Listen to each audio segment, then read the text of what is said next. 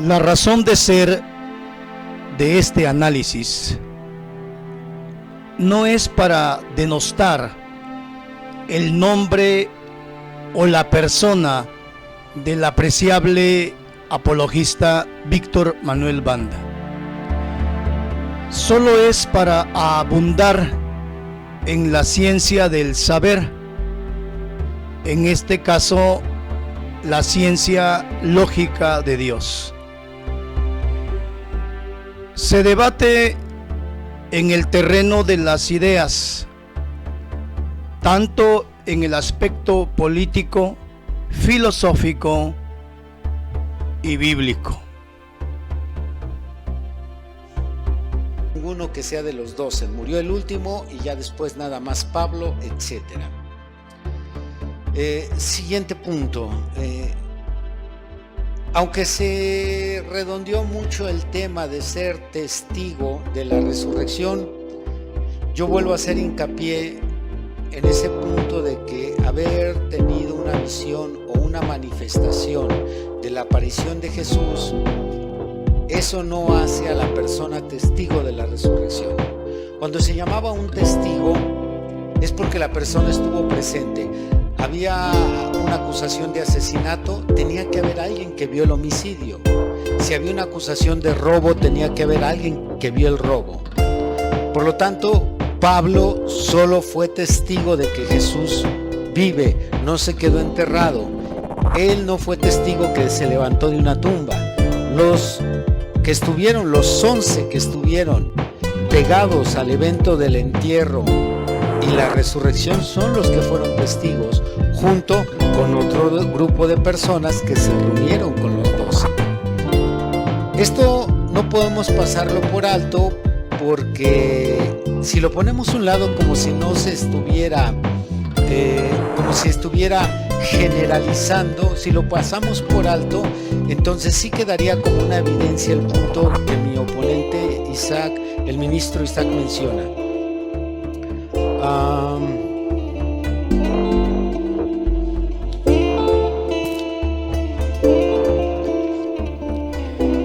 Voy a tomar el primer argumento del apologista Víctor Manuel Banda y voy a leerlo a la letra. Dice así: en la ley de Moisés se menciona que para ser un testigo tiene que ser alguien presencial de los hechos. Por lo tanto, si Pablo no fue testigo presencial de los hechos de la resurrección, sino que fue testigo que Jesucristo vive, entonces tenemos que concluir que al no estar él presente, mucha atención con esta palabra que él dice, presente, cuando Jesús resucitó, no puede ser calificado como testigo de su resurrección, sino testigo de que él vive. Él está usando la fuente testimonial de Deuteronomio capítulo 19 verso 15. La pregunta directa es: ¿quién fue testigo presencial de la resurrección de Cristo? ¿Quién estuvo allí cuando Jesucristo se levantó de entre los muertos? La respuesta es absolutamente nadie. Ningún ser humano estuvo presente cuando el Padre levantó a Jesucristo de entre los muertos. Romanos 8:11 dice: si el espíritu de aquel que levantó a Jesucristo de los muertos mora en nosotros, vivificará también vuestros cuerpos mortales. Así que el único testigo presencial, o los únicos, mejor dicho, fue el Padre que lo levantó de entre los muertos, y el ángel que estaba ahí para dar testimonio de su resurrección. Vuelvo a leer el argumento o una parte del argumento. Entonces tenemos que concluir, dice el apologista Víctor Manuel Banda, que al no estar él presente, hablando del apóstol Pablo, cuando Jesús resucitó, no puede ser calificado como testigo de su resurrección, sino testigo de que él vive. Con todo respeto y amor para el apreciable apologista Víctor Manuel Banda, encuentro incoherente su afirmación en el terreno del conocimiento de la Biblia. Vamos a dejar que la Biblia responda en Mateo 28, verso 1, y vamos a leer al verso 10. Pasado el día de reposo, al amanecer del primer día de la semana, vinieron María Magdalena y la otra María a ver el sepulcro. Y hubo un gran terremoto, porque un ángel del Señor, descendiendo del cielo y llegando, removió la piedra y se sentó sobre ella. Su aspecto era como un relámpago y su vestido blanco como la nieve. Y de miedo de él, o sea del ángel, los guardas temblaron y se quedaron como muertos. María Magdalena y la otra María y los guardas romanos, ellos vieron al ángel, experimentaron el terremoto, pero no lo vieron a él, a Jesús, levantarse de entre los muertos. Seguimos leyendo. 5.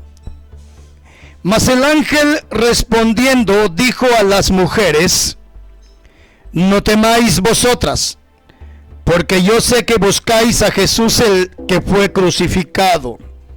No está aquí, pues ha resucitado. Como dijo, venid, ve el lugar donde fue puesto el Señor. E id pronto, aquí viene otra clave, y decid a sus discípulos que ha resucitado de los muertos, y he aquí va delante de vosotros a Galilea, allí le veréis. He aquí os lo he dicho. Vayan y avísenle a mis discípulos que he resucitado. Entonces, ningún discípulo de Cristo, ningún ser humano bajo la faz de en la faz de la tierra vio a Jesús resucitado, o resucitando, mejor dicho, de entre los muertos. No hay un ser humano en la faz de la tierra que haya sido testigo presencial de la resurrección de Cristo. No existe. Lo único que pasó, o lo extraordinario que pasó, es que a sus discípulos el Señor se les fue presentando después de su resurrección. Leamos lo que dice la Santa Palabra. Entonces ellas, saliendo del sepulcro con temor y gran gozo, fueron corriendo a dar las nuevas a sus discípulos. Y mientras iban a dar las nuevas a los discípulos, he aquí Jesús les salió al encuentro diciendo: salve. Y ellas, acercándose, abrazaron sus pies y le adoraron. Entonces Jesús les dijo: no temáis, id a dar las nuevas a mis hermanos, para que vayan a Galilea y ahí me verán. La Biblia es exacta. Dice que a las primeras personas que se les apareció el Señor después de resucitado fue a María Magdalena y a María. Después, sucesivamente, fue apareciendo a sus discípulos. Voy a tomar Biblia. Libro de Juan, capítulo 20, 19 al 21. Cuando llegó la noche de aquel mismo día, el primero de la semana, estando las puertas cerradas en el lugar donde los discípulos estaban reunidos, por miedo de los judíos, vino Jesús y puesto en medio les dijo: paz a vosotros. Y cuando les hubo dicho esto, les mostró las manos y el costado, y los discípulos se regocijaron viendo al Señor. Mateo capítulo 28, verso 16. Pero los 11 discípulos se fueron a Galilea, al monte donde Jesús les había ordenado. Como ven, hay otras citas bíblicas. Ningún discípulo, ningún hombre sobre la faz de la tierra fue testigo presencial en el momento exacto que Él resucitó. Eso no es cierto. No hay ningún hombre, ninguna mujer que estuvo presente en ese preciso instante de la resurrección.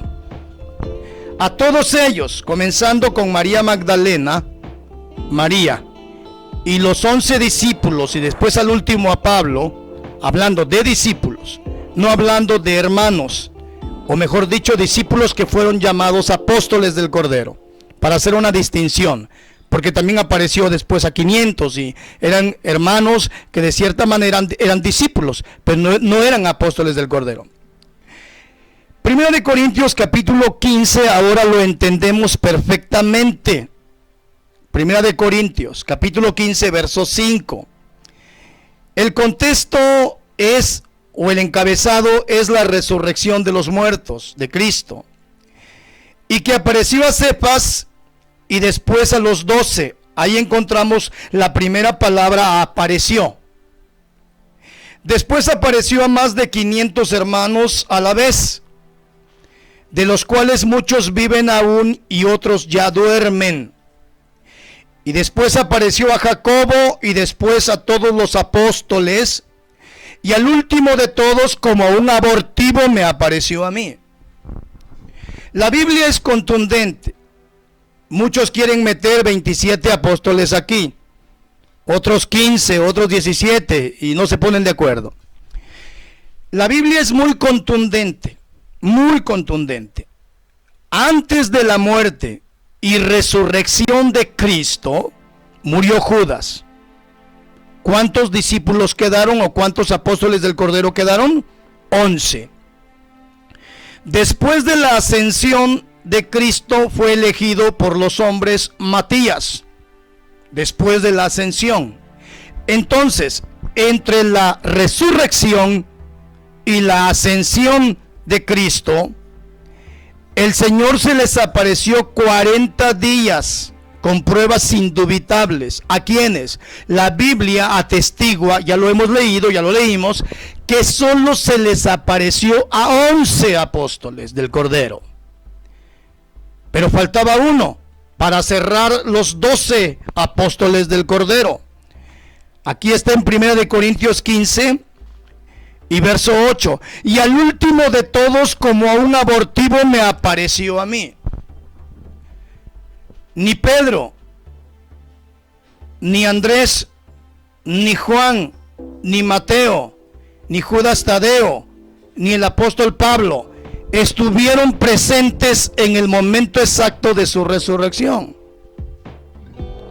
No fueron testigos presenciales en el momento exacto de su resurrección. Nadie, ningún hombre sobre la faz de la tierra.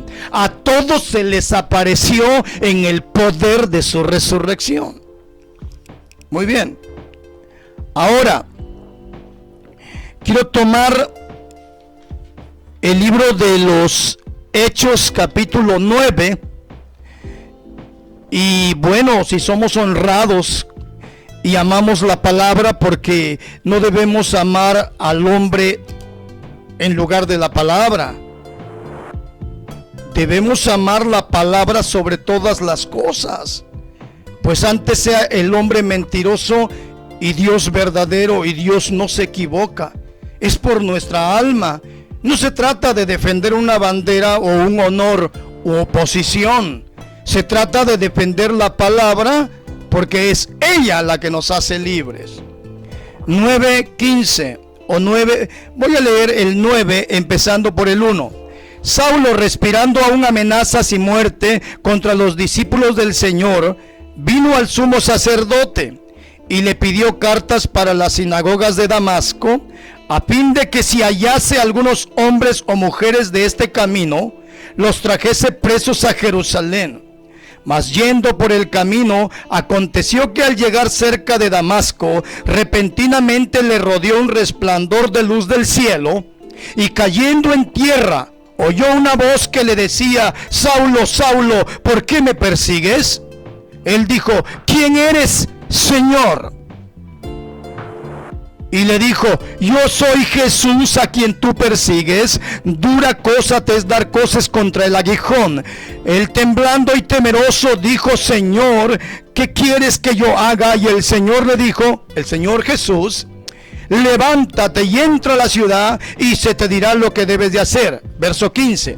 El Señor le dijo, ¿quién? Jesús: ve, porque instrumento escogido me es este para llevar mi nombre. Le dijo a Ananías: ve, porque instrumento escogido me es este para llevar mi nombre en presencia de los gentiles y de reyes y de los hijos de Israel. La pregunta es: ¿se le apareció Jesús a Pablo en el poder de su resurrección o no? ¿A quién vamos a creer? ¿A la Biblia o al hombre? Bueno, gloria a Dios. A lo largo del cristianismo le damos validez a infinidad de enseñanzas, a infinidad de testimonios donde se edificó una iglesia, se construyó, se puso un fundamento, y fueron por hombres que han pasado a la historia, como Charles Finney, Charles Spurgeon, William Carey, David Livingstone. Todos ellos levantaron obras desde abajo, colocaron los fundamentos de Hebreos 6:1. Por lo tanto, el hecho de que no aparezcan en el canon bíblico, eso no le quita ninguna validez. La historia está llena de testimonios de hombres que establecieron el fundamento para construir una obra, y hasta el día de hoy estos hombres han pasado a la historia como los padres o los originadores de esa obra. Seguimos adelante. Otra cosa del cual el ministro, el apreciable ministro Víctor Manuel Banda dice que hay 3 fundamentos, y él habla de que las personas que levantan iglesias colocan fundamentos, pero yo no sé de qué él está hablando, con todo respeto, si de levantar fundamentos de piedra, porque el fundamento ya ha sido puesto y es Jesucristo. Fíjese bien, 1 Corintios 3:11. Vamos a leerlo con amor. 1 Corintios 3:11 dice: porque nadie puede poner otro fundamento. Nadie. Otra vez. Porque nadie puede poner otro fundamento que el que está puesto, el cual es Jesucristo. Nadie puede poner otro fundamento. Nadie. Que el que ya está puesto, el cual es Jesucristo. Y Jesucristo es la palabra. ¿Sí? En el principio era el verbo, y el verbo era con Dios, y el verbo era Dios. Este verbo se hizo carne. Él es la palabra encarnada. Ok. Entonces, fundamento viene del latín fundus. También tiene un sinónimo que es un sinónimo de base, y tiene un sufijo, y el sufijo es mento, que equivale también a instrumento. Ahora, si los grandes misioneros de la historia fundaron iglesias, ellos lo único que hicieron es sobreedificaron sobre el mismo fundamento ya puesto. Leamos 1 Corintios 3, del 10 al 11. conforme a la gracia de Dios que me ha sido dada, dice Pablo, yo como perito arquitecto puse el fundamento y otro edifica encima, pero cada uno mire cómo sobreedifica. Yo como perito arquitecto puse el fundamento, ¿sí? La palabra de Dios, el canon bíblico, esas epístolas gloriosas que están en la Biblia. Ese es el fundamento. No es levantar iglesias, ¿sí? Esa es una alegoría, es un dogma para tratar de envolver y engatusar a la gente. No, el fundamento es Cristo, es lo que dice la Biblia. Y luego el fundamento apostólico profético es el Antiguo Testamento y el Nuevo Testamento. Eso es lo que vinieron a hacer primero los profetas, que eran la boca de Dios en el Antiguo Testamento. Ellos nos dejaron juntamente con los patriarcas y los salmistas el fundamento del Antiguo Testamento. Y se completó el fundamento, ¿sí?, cuando vinieron los apóstoles de la gracia y a través del Espíritu Santo dieron mandamientos infalibles que los tenemos escritos. Ese es el fundamento. Yo como pastor, yo no predico mi propio dogma o mi propia idea. Yo tengo que tomar la Biblia para predicar y enseñar esta palabra. Y si no es esta palabra la que uso, todo el mundo me puede desechar. Ahora, entonces lo único que vinieron haciendo los grandes misioneros fueron sobreedificando sobre el mismo fundamento ya puesto. Ellos no vinieron a poner otros fundamentos, eso es una falacia. Ahora, lo raro es que ninguno de estos grandes misioneros como Hudson Taylor, David Brainerd, David Livingstone, William Carey, Jonathan Edwards y un sinnúmero de grandes misioneros, ninguno de ellos se nombró apóstol. Es increíble, ¿verdad? Es raro. Ninguno de ellos dijo que eran apóstoles del Cordero o apóstoles en sucesión apostólica y que ahora ellos estaban poniendo otros fundamentos. Eso jamás lo dijeron. Al contrario, todo eso hasta lo desecharon y lo reprobaron. Muy bien. Para el apologista Víctor Manuel Banda, usted dice que hay más apóstoles. ¿Quiénes son en la actualidad? ¿Y quiénes los están ordenando? De la hermana Marta.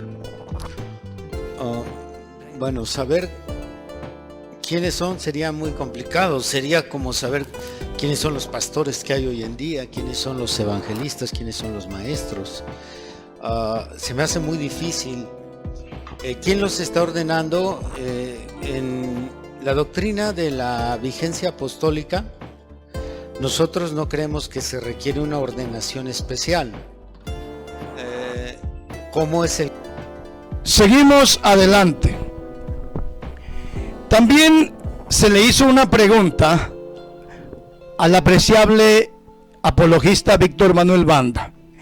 Y la pregunta fue: si usted está afirmando que hay apóstoles, porque lo afirmó durante todo el debate, que hubo otros apóstoles después de los 12 del Cordero, e incluso dice que hay en la actualidad, la pregunta obligada en ese momento del debate era: si usted está diciendo que hay más apóstoles, dígame o hábleme de uno, solamente uno, que lo pruebe la historia, o uno en la actualidad, pero deme su nombre y su apellido. ¿Quién es? ¿Y quién los está nombrando? ¿Quién los está nombrando? ¿Sí? Sin embargo, con todo y amor y grandísimo respeto para el apologista y ministro Víctor Manuel Banda, comete una serie de incoherencias y contradicciones y huye de la carga de la prueba. Usted lo puede ver, chéquelo y usted lo va a ver. Quiero leer lo que él contestó, o parte de lo que él contestó. Saber quiénes son es muy complicado, dijo. Y yo digo, ¿complicado? ¿En serio? Pues si usted está afirmando que hay más apóstoles durante todo el debate, y ahora cuando se le pide un nombre y un apellido de un apóstol de la historia o de la actualidad, ¿quién es? Con nombre y apellido. ¿Y quién lo está ordenando? ¿Qué institución teológica o qué persona? ¿Un pastor los está ordenando? Estoy abundando obviamente yo.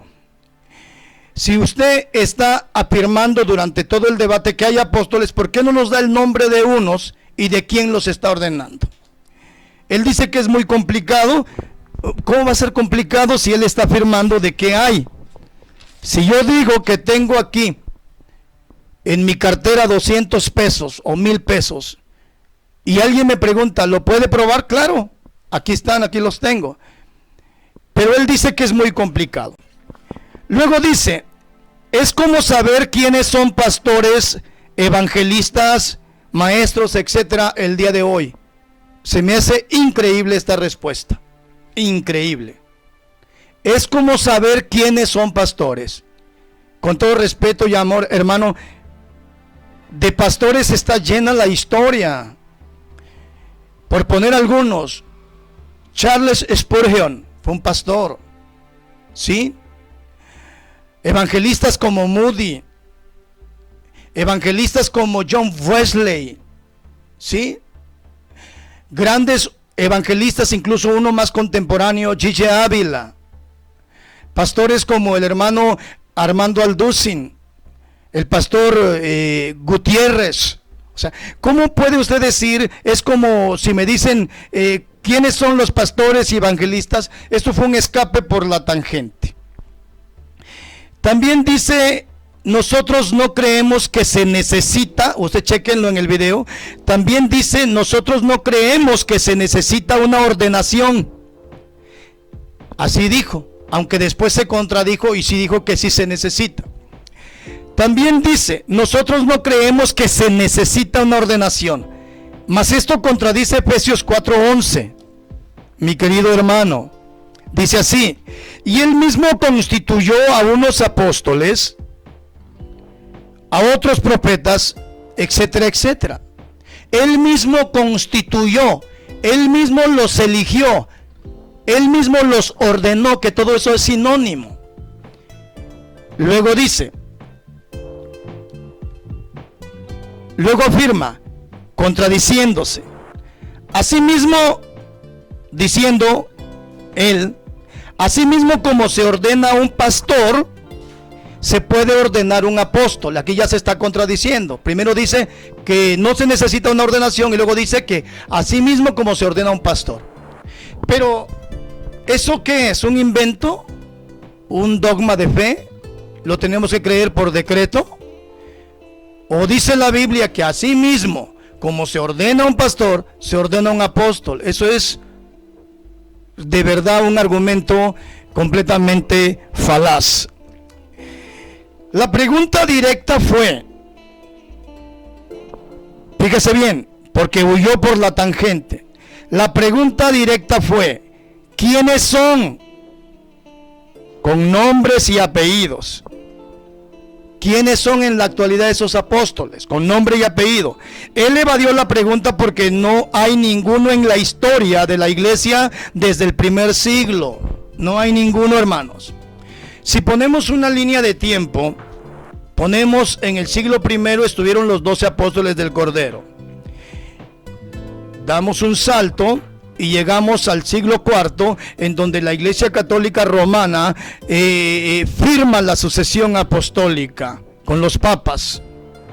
Luego saltamos hasta 1835, cuando Joseph Smith toma tres testigos que supuestamente estaban con él cuando se le apareció el ángel Moroni, para que él eligiera 12 apóstoles en sucesión de los apóstoles del Cordero. Por eso tenemos hoy el quórum de los 12 apóstoles de los mormones.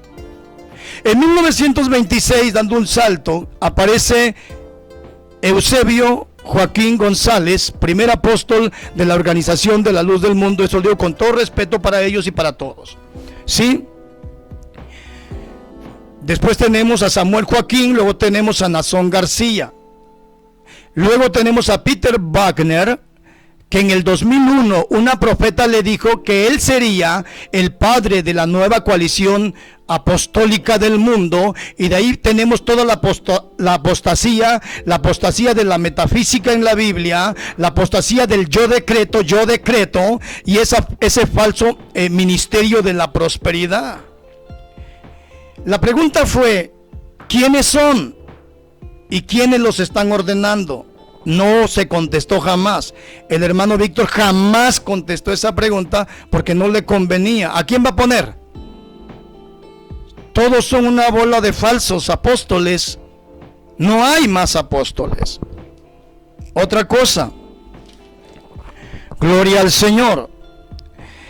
Además, ¿a cuál de todos estos falsos apóstoles o cuál de todos estos falsos apóstoles es el verdadero?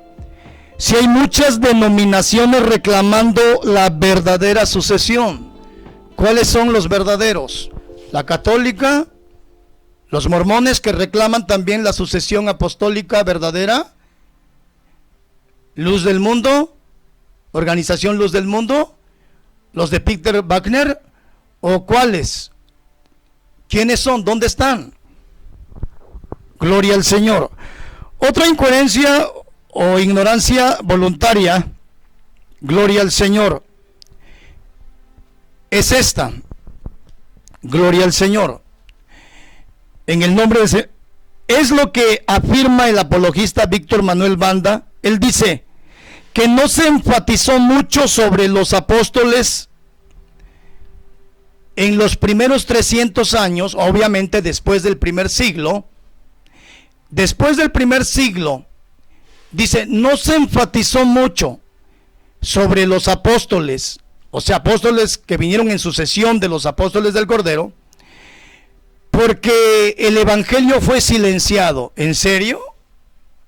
Yo no sé si aquí es una estrategia que traía mi amado hermano de argumentación, o realmente no sabe, pero yo con todo y amor, con todo respeto y amor le voy a explicar esto. Definitivamente, queridos hermanos, la primera persecución comienza con Esteban. La segunda persecución sigue con Jacobo, cuando muere Jacobo en manos de Herodes. Y después todos los discípulos huyen, salen fuera y van predicando el evangelio, lo dicen los Hechos de los Apóstoles. A donde van sembrando la semilla. En el año 66 también salen los últimos discípulos, porque hicieron caso a la advertencia de Jesucristo que les dijo: cuando veáis a Jerusalén rodeada de ejércitos. Recuerde usted que Tito, hijo de Vespasiano, clavó 7 kilómetros de estaca, sitiando a Israel. Pero los discípulos en el 66 huyeron de Israel. En el 70, cuando se destruyó el templo y se quemó el templo, ningún discípulo estaba ahí. Incluso es un reclamo de la historia, o mejor dicho, es un reclamo de los judíos hasta hoy en la historia. Escuchen bien, y vamos a aprender con toda humildad. Policarpo muere en el año 155 aproximadamente después de Cristo como mártir. Vinieron los mártires de las catacumbas. Hubo 10 persecuciones imperiales. Mire usted, la persecución con Nerón, la persecución con Domiciano, la persecución con Trajano, la persecución con Marco Aurelio, la persecución con Séptimo Severo, mejor dicho, la persecución con Maximiano, la persecución con Decio, con Valeriano, con Aureliano y con Diocleciano. Diocleciano en el año 303 al 311 cierra la más sangrienta persecución contra los cristianos en el 311. Desde el primer siglo al 311, porque en el 312 empieza ya la católica en sus albores. Desde el primer siglo al 311 hubo matanzas y persecuciones de cristianos. Los mártires de las catacumbas tenían que hacer sus cultos en las alcantarillas de Roma. ¿Por qué los perseguían? ¿Por qué los mataban? ¿Porque estaban mudos? ¿Porque estaban callados? Obviamente no. No y no. Ellos llevaban el evangelio con poder y con valor. Podemos tomar los testimonios de Tácito, los testimonios de Suetonio, los testimonios, hermano, de Josefo, y varios testimonios de historiadores que hablaron de cómo ellos testificaban con valor y no negaron nunca al Señor Jesucristo. Por eso murieron como mártir. Entonces, decir que el evangelio fue silenciado en esos 300 años, o es una estrategia para confundir a la gente, o pues es ignorancia. Yo no lo sé sinceramente, ¿sí? Lo importante es saber que durante esos 300 años de gran predicación con valor, ninguno de esos discípulos hablaron y reconocieron apóstoles, ni se llamaron apóstoles. No podemos ir en contra de la razón de la Biblia, de la historia, del sentido común y de la verdad. No queramos tapar el sol con un dedo. No podemos hacer eso. Gloria a Dios. Yo no creo en sucesión apostólica, pero vamos a dejarlo así. Por concesión de derecho lo voy a manejar así. En el caso de la historia, creo que la razón por la cual no se habló con tanto énfasis del apostolado, primeramente es porque desde el siglo IV la Biblia empezó a perder presencia en el cristianismo. Sabemos que el catolicismo escondió la Biblia hasta llegar al siglo XIV y XV, donde comenzaron los primeros reformadores. Se viene la reforma de Lutero y entonces gradualmente otra vez empieza la luz hasta el siglo XVIII y XIX, en donde se empieza a hablar nuevamente de las posiciones ministeriales. Esa es la razón por la cual yo creo que no encontramos mucha información que enfatice el tema de los apóstoles. Seguimos adelante. También dijo nuestro precioso y amado hermano, gloria al Señor, que él no cree en sucesión apostólica. Fíjese bien. Y aquí ya fue un jonrón, ya es como que es un jonrón, sinceramente. Se voló la barda con el gran amor y respeto.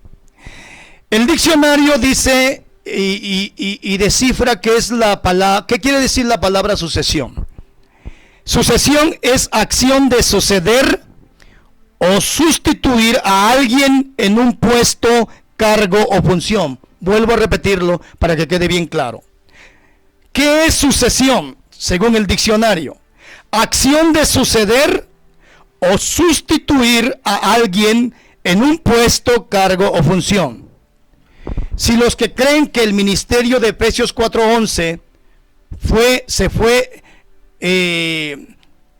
sucediendo de generación en generación, o fue pasando de generación en generación hasta hoy, obviamente que creen en una sucesión. Si no, el diccionario, ¿para qué sirve? Hay que tirarlo a la basura, ¿sí? Y esto es con respeto y amor. Por último, gloria al Señor. Y esto lo digo con gran respeto y con amor. También afirmó que los apóstoles que vinieron después de los 12 no son inferiores, pero sí distintos. Y aquí, con todo respeto y gran amor, mis hermanos, aquí el foco se fundió por completo. El foco se fundió. ¿Sí? Vuelvo a repetir. También afirmó que los apóstoles que vinieron después de los 12, lo puede checar en el video, para que vea que estoy diciendo la verdad. También afirmó que los apóstoles que vinieron después de los 12 no son inferiores, pero sí distintos. ¿Qué es lo que dice el diccionario de la palabra distinto? Dice así: la palabra distinto significa que no es igual, no se parece, o tiene otras características o cualidades. Vuelvo a repetir, que no es igual, no se parece, o tiene otras características o cualidades. Por eso digo que se fundió el foco. No sé cómo podemos conciliar esas dos afirmaciones. No son inferiores a los otros apóstoles que vinieron después de los 12 del Cordero, ni a los actuales, pero sí son distintos. Caray, entonces yo no entiendo eso, sinceramente, con todo respeto. Si el diccionario dice que significa uno que no es igual, no se parece o tiene otras características o cualidades. Es increíble todo esto, pero hay algo, y termino con esto, que a mí de alguna manera me preocupa. De todas estas amables personas, estas personas respetuosas, porque sí exponen sus ideas de forma respetuosa, al decir ellos que los apóstoles que vinieron después de los 12 y los actuales son distintos, pero no son inferiores, ¿qué están dando a entender? Que tienen las mismas cualidades, el mismo poder extraordinario, que tienen la inspiración divina para poner nuevos fundamentos, incluso canon, un canon adherido al canon de la Biblia. ¿Qué es una inspiración divina?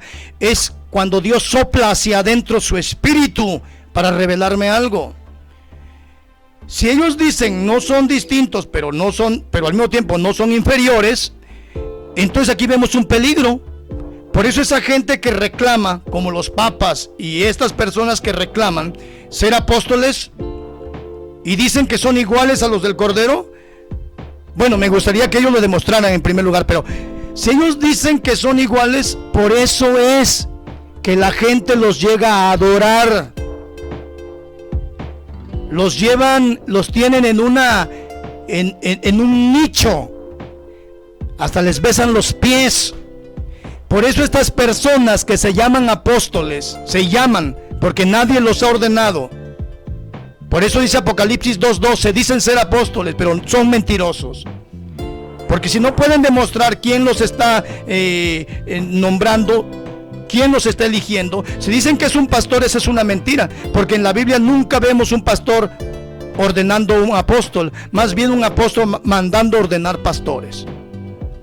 Por eso es que mucha gente está siendo ultrajada por estas personas, está siendo robada, está siendo humillada, está siendo abusada por estos falsos apóstoles. Digo esto con todo mi amor, hermanos y amigos, con todo mi corazón. El propósito no es denostar el nombre del hermano, mis respetos para el hermano, ni su nombre ni su persona, sino para aclarar los conceptos y que tengamos cuidado de estos apóstoles fraudulentos que no tienen nada que ver con los apóstoles del Cordero. Dios les bendiga sus corazones.